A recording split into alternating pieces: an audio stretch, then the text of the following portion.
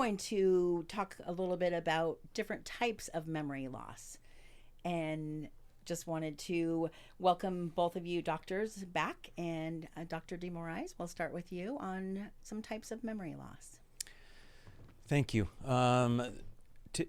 Typically, just as a little bit of a teaser, what we see is people become a little bit more forgetful, and it's not the long term. I recall my family members. I remember what I used to do. I can still play cards. That's one I hear quite frequently, right? Cards, music. I can still play poker. I can still play gin rummy, but that's an inherent skill that they've done for many, many years.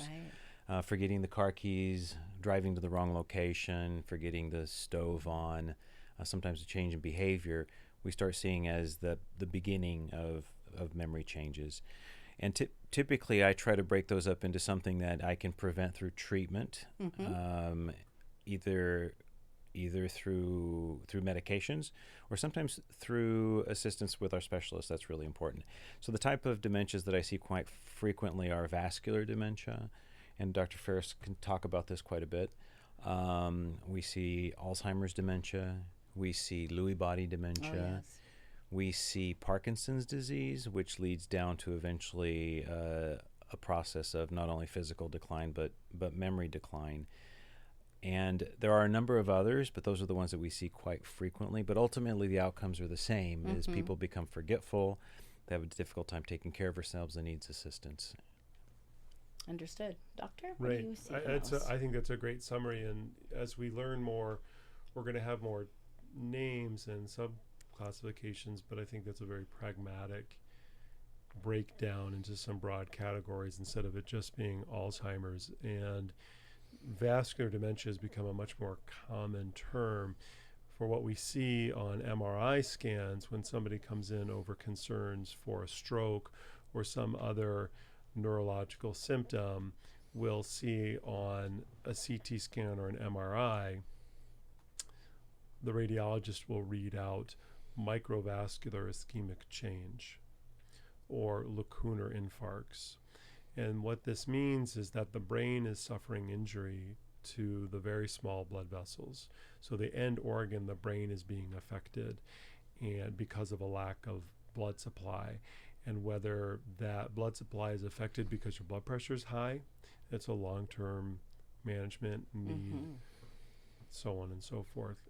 Lacunar infarcts are when we can image specific small portions of the brain that have also infarcted or the tissue has died because they've lost the blood vessel. Now, technically, that's a stroke and doesn't necessarily leave that individual paralyzed in an arm or a limb or inability to talk, but can add up to this, broadly put, and I say this qualitatively because neither of us are neurologists or stroke experts, but broadly create a cognitive or long-term dementia impact, and it's cumulative. And then there's just volume loss, which again can all add up. So these are common things that we see, but a lot of them have a blood vessel root, which is a little bit different than when you back up to the larger blood vessels, where the most common thing that we see is a clot in the heart break off. So there's clot or thrombosis on the arterial side because when the heart pumps blood to your arteries, you can feel a pulse. That clot or thrombus goes into the brain and blocks off the blood supply to a large portion, and that's big enough where you start to see the inability to speak, the facial droop, or the paralyzed limb. That's a different kind of infarction. So strokes and infarcts are a very broad term, but at that smaller blood vessel level that we see a lot, that's where you really start to worry about this disease process.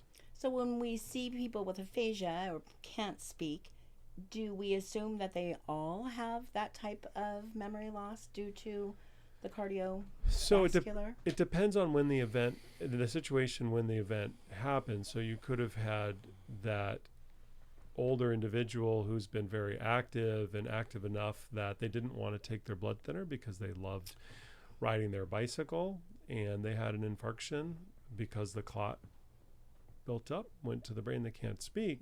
That person may or may not have the baseline problems versus the inactive, hypertensive smoker or diabetic or whatnot that hasn't been addressing those underlying health problems. They're still getting blood vessel changes.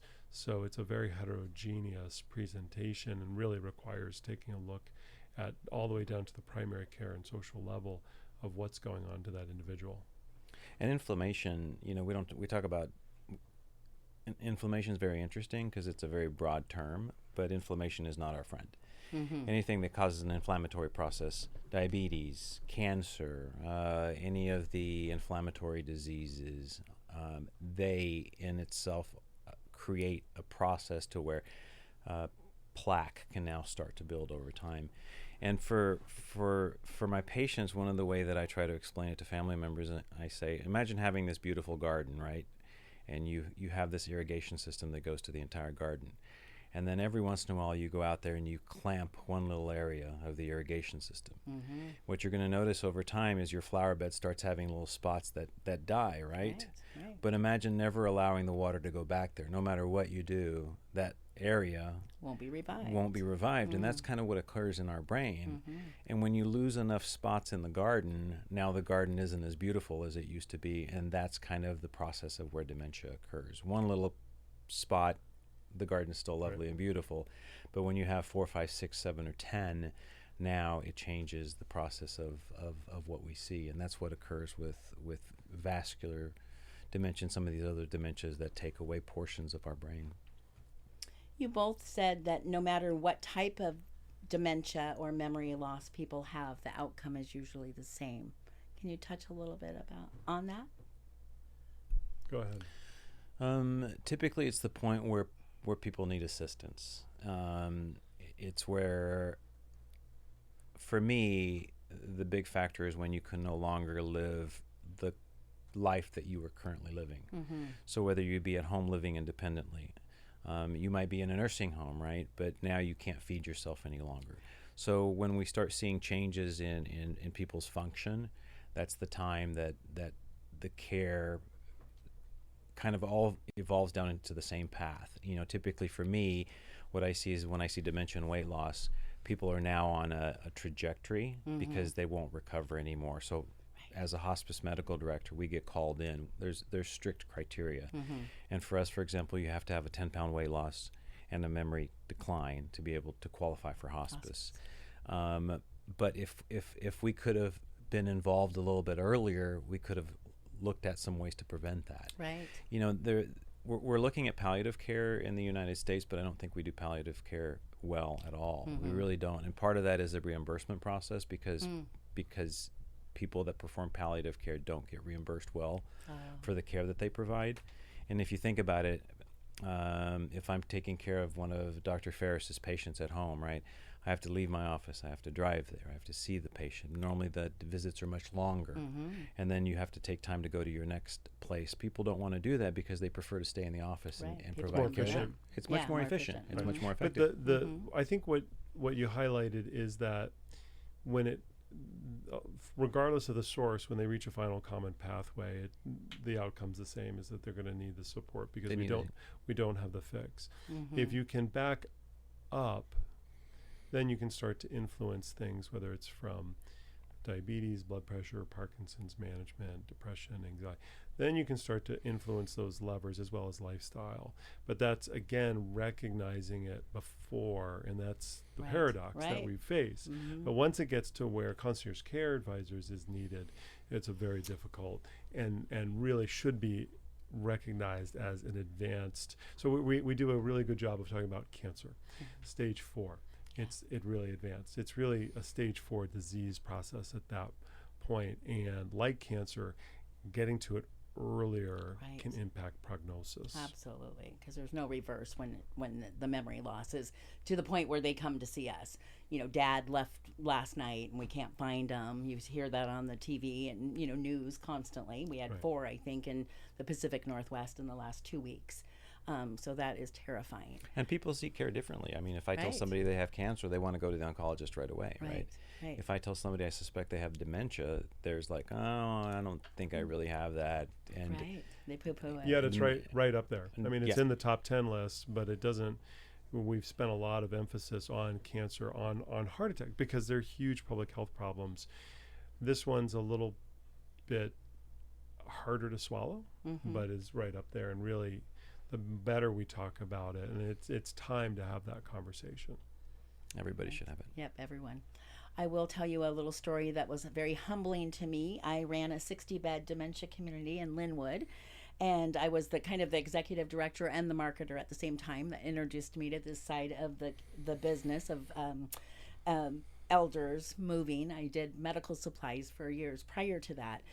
And I was getting ready to think about another position, which was running a housing company like we have here, but different. Ours is much better. And when I was thinking about leaving that position, and there were 60 seniors, and I thought, oh my gosh, how are they going to live without me? I'm so important to them. And I had so many good friends, and I did take a different position, came back 2 weeks later, and not one of them recognized me. So it was pretty humbling, but I really appreciate you guys being here to talk more about memory loss. Thank you, doctors. Thank you. you. Thank you. Thanks.